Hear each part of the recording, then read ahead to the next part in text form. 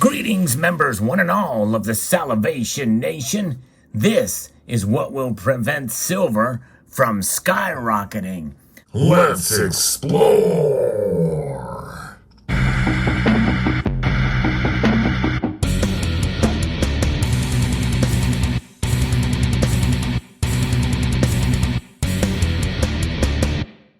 Now, you will notice that I did not say in the title that this will prevent silver's price from going up.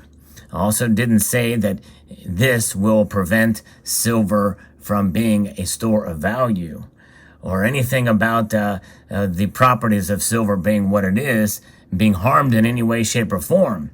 Essentially, what I'm going to be talking about in this video is some technology that will essentially mean that more than likely, if it's based off of what we have been seeing, how silver's price reacts, that pattern, if that goes forward, more than likely this will be sort of a stopgap or a preventative measure to prevent silver from skyrocketing because of the supply-demand fundamentals.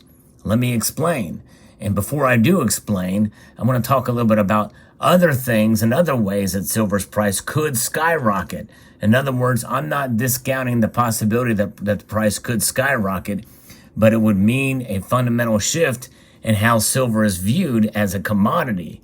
Because yes, indeed, this lovely little metal here that shines bright, there are other factors and different ways that it can be viewed and interpreted in the marketplace today. And we could see that shift in thinking again. But right now, it is mostly viewed as a commodity. In fact, I did a video very recently talking about how it's really maybe to some extent, at least as of right now, as I record this video, not really seen much as an inflation hedge, at least for now. But that very well could come back and snap back in due course. But that's an aside. Let's talk about this technology that I've actually talked about before on this channel, but we've really not seen it being implemented yet. And this news story I'm going to be talking about here is coming to us from the Silver Institute in conjunction with the Department of Energy and the University of Virginia. And it's a way to recycle silver from solar cells. It's showing some promise. Yes, indeed. And the silver that you see before you here is essentially unmarked silver. I have a few of this stuff. Some of it that was poured for me from another member of the community that I wanted no markings on it. Just some really, truly generic silver. Some of it is self-poured like this piece. Some of it is marked on the bottom, but you can't see it. But nonetheless, silver, the metal itself is what we're talking about. And silver is a metal that does have some aspects and uses to it that are far outside of the reach of the monetary metal. In fact, there's more uses, more variety of uses of silver now than there ever was before. So this story does not surprise me. There has been a $250,000 grant to study better ways to extract silver from old solar panels and put them back into new solar panels or other industrial applications. Silver is the world's most efficient and cost-effective electrical and thermal conductor. From Mool Gupta, the project's principal investigator, in a prepared statement, an average solar panel of 2 square meters, it's about 3 by 5, in size, uses about 20 grams of silver. So the photovoltaic industry consumes about 8% of the world's silver supply annually. That's a pretty big amount. Yet the relative expense and demand for silver, especially in the growing solar panel market, makes it an important material to reclaim and not to waste. Speaking of which, stay tuned to the end of the video because you will see an end screen where I have struggled to extract silver from my solar panels. And I tell you how not to do it. It's a pretty funny video. You'll get a kick out of it. It's a very short video, so I hope you will take the time to watch that at the end screen of this video. But nonetheless, Mool's project is part of a larger $6 million Department of Energy Solar Energy Technologies Office effort to help small, innovative projects in photovoltaics and solar thermal technology. Silver plays several roles in the production of solar panels. The most important is in the form of silver paste, which is screen printed to make the silver lines that you can see on the photovoltaic cells. I learned that the hard way. You'll see in that video. To remove the silver from spent panels, Gupta's process uses a new method called laser ablation on the cells that converts the silver lines into silver nanoparticles. The particles do not need further refinement, Gupta says, before they can be used in new photovoltaic cells or other uses, including biomedical devices, which often employ silver nanoparticles. Gupta's technology is greener than current processes that extract silver using nitric acid, a method that is inefficient and not environmentally friendly. If Gupta's process is successful in large-scale recycling operations, it would come at an opportune time. Solar panels last about 20 to 25 years, and those installed at the beginning of the 21st century in large numbers are coming to their end of life. But in reality, solar panels can last longer than that. That's the moment that they degrade. In other words, they will produce no more energy, but they will remain constant after that time. The components in a solar panel with the highest value are aluminum, silver, copper, and polysilicon. Silver accounts for about 0.05% of the total weight, but makes up 14% of the material value, according to estimates that the consultant has come up with. The company estimates that all recyclable materials from PV panels at the end of their lifespan will be worth more than $2.7 billion in 2030, up from $170 million this year, and the value will approach $80 billion by 2050. Now, again, this is assuming that everybody that has solar panels, including myself, is just going to go ahead and say, okay, well, 25 years at the most has passed, I'm going to go replace them all. No, they don't just stop working. In fact, we know this from other studies. That's just when they degrade. That's when the degradation level stops. So they will still work.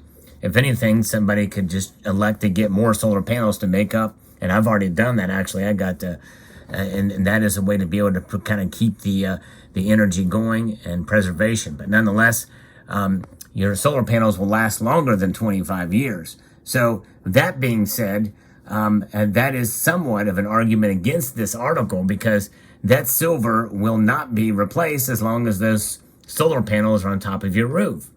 But nonetheless, for those that do need replacing, like I did have to have some replaced, that were under warranty, by the way, that silver will be recycled, but nonetheless, or would be discarded right now. But the technology is coming about, and there's other technology as well that will prevent silver from skyrocketing, that has been developed and been talked about for a number of years. I'm going to post another video at the end screen. Stay tuned to the end screen of this video, where you will see another video, which is probably one of my most fascinating, underrated videos out there, on how to extract silver from laundry wastewater and why it's important. There's another video about that I did, and I can't find that one right now, but that's how to extract it from sewage.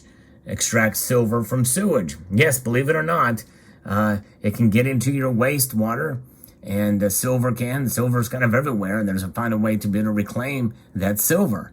It's pretty amazing. You know, laundry wastewater would make sense because some fabrics and some have silver nanoparticles or silver fibers in them, and those can be utilized and recycled, because those fibers essentially will break off of the fabric over time, and that will come out in your laundry. So that's just one example. Wastewater and recycling. And some of this stuff can occur even without the price going up, just because of the sheer volume of silver that is out there in our products and goods and services these days. They may do it for environmental reasons, and one of the benefits is, well, you got more silver to use again. So they may find a way to make it cost effective.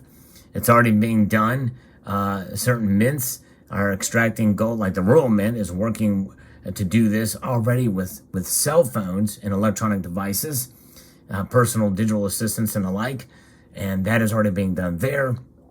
And so this is something that is going to be an emerging technology that will happen probably regardless of where the price goes, before it happens, to make it economically viable. In other words, given where we are at, especially with government mandates and government kind of intrusion into our economy, they probably will implement these activities and these technologies, even if they aren't cost prohibitive, even if they aren't cost efficient, just to do it under the guise of saving the environment, to be able to say that they are. And again, that's not something I agree with. I don't believe in central planning and government intrusion, but nonetheless, it just goes to show you that we have to take these kind of things into account. Now, let's talk a little bit about what could cause silver to skyrocket, even with what I talked about in this video were to happen. And that is a paradigm shift of thinking in terms of our monetary supply, in terms of the economy, because some of these actions and activities and technologies very well can be implemented regardless of the economic situation that we are in because of central planning. So therefore, if people start to see silver, especially in the general marketplace, in the ETF world, as a hedge against inflation again, or as a way to preserve their wealth, or as a metal to like gold, and it gets more closely tied to gold because gold's too expensive, then we may see that gold to silver ratio narrow, and we could see silver's price just dramatically increase or maybe even skyrocket. So again, I'm not discounting or I'm not discarding the possibility that we may see silver skyrocket in due course. I don't know. No one really knows the future. I keep forgetting to bring my crystal ball, which is actually made of glass. One of these days I'll have it and show you in a video, because I do have it, and I'm going to show a proof of life at one time. Yes, indeed. So if you want to see that crystal ball in a future video, type crystal ball, show me, Sal, in the comment section below. And I hope you found this video interesting and insightful. I'd like to extend a multitude of gratitude to you all for taking the time to watch. Stay tuned for the end screen. And I want to encourage you to please rate. That means to thumb up the video. That means to like the video for those of you in Rio Linda. Share it across all social media platforms. Comment and subscribe.